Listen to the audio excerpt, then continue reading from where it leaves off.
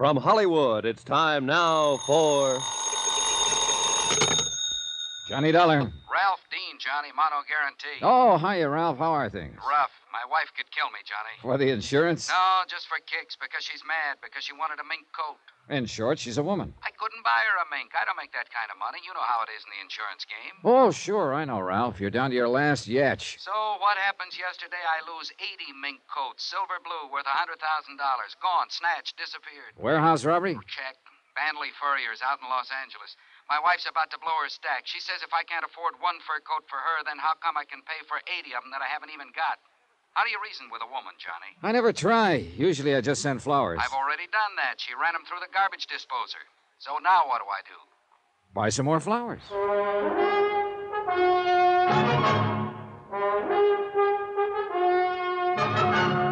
Tonight and every weekday night, Bob Bailey in the transcribed adventures of the man with the action-packed expense account, America's fabulous freelance insurance investigator. Yours truly, Johnny Dollar.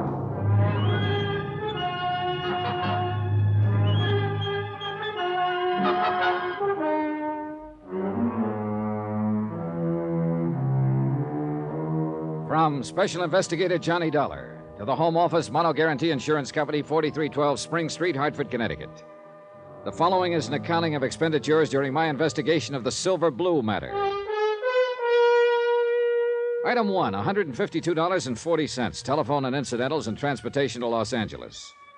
I called the Mono Guarantee agent out there before I left and got a brief rundown on the case.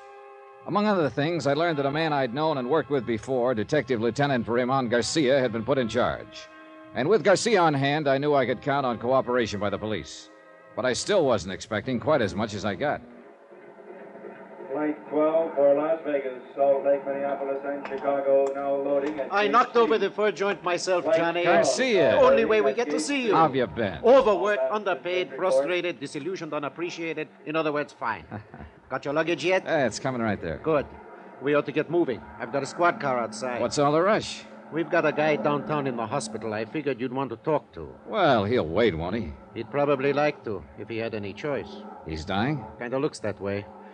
He's one of the 2 night watchmen the gang slugged when they broke into the warehouse. And he's our big one, Johnny. He's all we've got. Has he been able to talk? A couple of sentences during the night.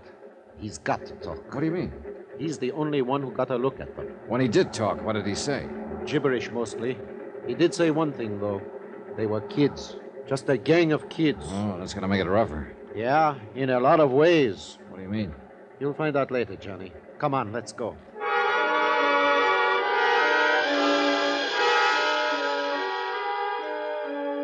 We took the freeway into town with the accelerator floorboarded and the siren screaming.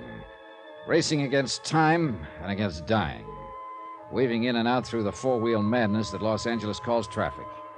And then the other side of the coin. The solemn quiet of hospital corridors. The calm voices of the nurses. And the blank hardness of sterile white walls. We sat there beside a bed and waited for a man to talk or to die. But the slow minutes passed, and he still did neither. So we waited.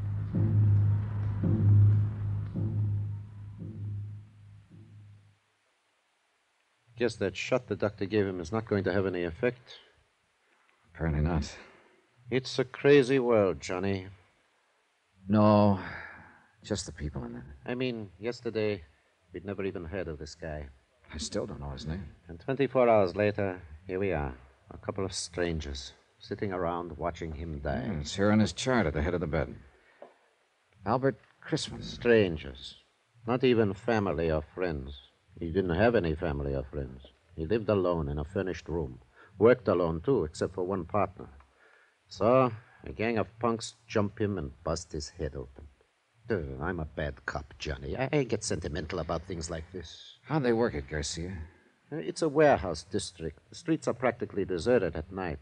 A police prowl car checks the street once about every 40 minutes, and they hit at 1:10 a.m., 3 minutes after the police had passed. Sounds professional. No, just a smart bunch of kids. The only fur they seemed to know was mink. They passed up a dozen or so chinchillas worth twice as much.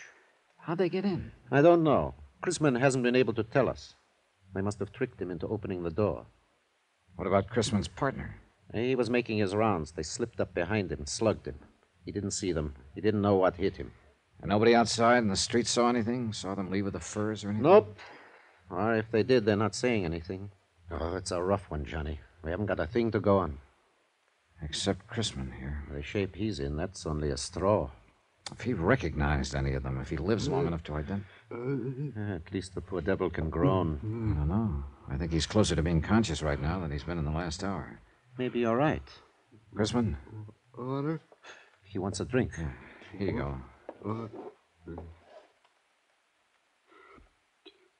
That enough? You want some more?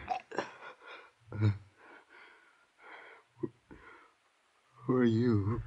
This is Johnny Dollar, insurance investigator from Hartford. I'm Lieutenant Garcia, L.A. Police. Warehouse. The kid. It's all right now. You're in the hospital now. It's going to be all right. My head. Do you feel like answering a few questions, Mr. Chrisman? It won't take long. Those kids, how did they get in? Telegram. Telegram? He showed me the telegram through the window. Yes. When I opened the door, one of them hit me. Did you get a look at the boy who showed you the telegram? Yes. I saw him. Yeah?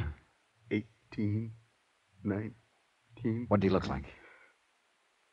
5'9", 10. Dark skin, black hair. How was he dressed? Dark jacket. Hard to think. Any scars? Anything unusual about him? No. My head. Are you sure? Sure. Would you recognize him if you saw him again? Yes. Any of the others? No. The only one. There was a mark on his arm. What kind of a mark? My head. Oh, my head. What kind of a mark on his arm? Hurts too bad. I...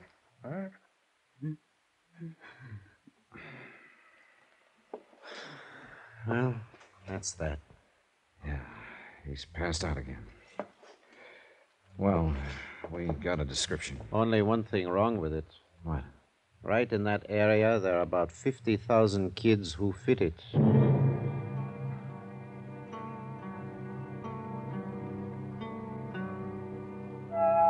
I talked with Mr. Banley, owner of the Furs. Then Garcia and I went down to the warehouse. It stood on the fringe of the river bottom section, fronting the railroad yards, and backed up by block after block of weather-beaten slum shacks. We looked through the warehouse, at the racks where the furs had hung, watchman's office where the gang had entered, but knew while we did it that we were only going through the motions. The police technicians had already been over the place inch by inch, and they'd found exactly nothing. Finally, we stepped out the door into the street. A drab gray street, cluttered with things cast off and discarded. Dusty and hollow. There's the story of this whole district down here, Johnny. Right there in that street. Yeah. It's a backwash, a service yard. It's something you need but don't like to look at, so you shove it out of sight. People you need but don't want around. It's the same with them. You grew up down here, didn't you, Garcia? Yeah, I grew up down here. That's why they gave me this case. I know this section inside out. And that's why I told you this one was going to be tough. I think I get the general idea. Those kids came from that slum there to the east. One gets you 9 on that. The people who live there aren't on our side, Johnny. If they do know anything, they won't talk, is that it? They wouldn't tell a cop the time of day. I don't mean they're criminals. Most of them aren't. It's just that they always put themselves on the other side. What about juvenile gangs? Do they operate around here? There are dozens of them. And there's another thing. A few of these gangs are pretty rough, and people who might talk don't because they're scared to. Oh, it's a great setup, Johnny. A fine place to look for $100,000 in furs. You know, I've been thinking about the fact that they knew exactly the time to hit. They must have staked out here somewhere. Sure, and probably right in the place you're thinking. Hey, that lunchroom across the street? No, they had to be inside, or the prowl car would have seen them. That's the only place open at night. Did you shake it down? Like I told you, Johnny, they won't give us the time of day. Uh-huh. What about me having a go at it? Yeah, maybe they wouldn't smell cop on you quite so strong. The owner's name is Red Wellers. He was on that night. See what you can get out of him if you want. I think I will. By the way, Johnny, I know you insurance guys make deals sometimes, no questions asked, just to get the loot back. Sometimes, yeah. Well, before you make any deal on this one, you better remember one thing. Chrisman may die.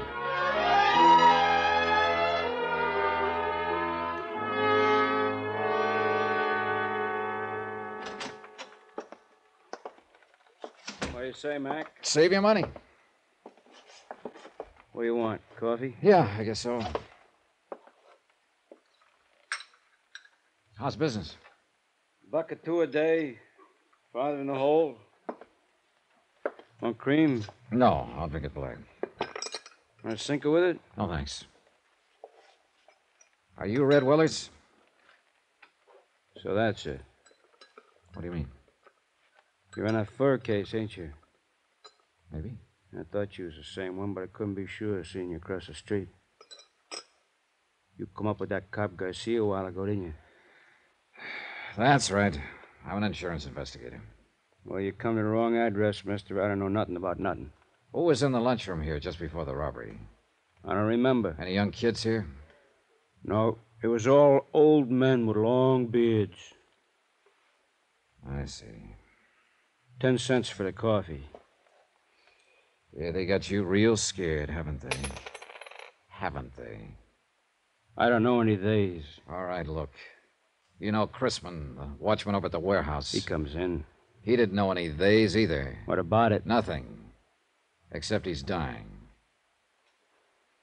I'm at the Wilkins Hotel if you change your mind. Room 312, Johnny Dollar. Sorry, I don't see no use of me dying, too. Follow me, Mac?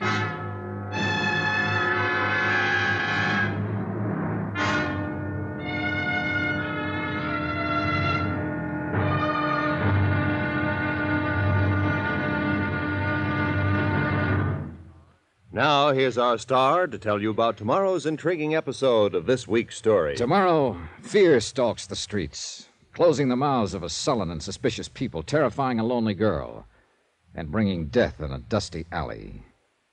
Join us, won't you? Yours truly, Johnny Dollar.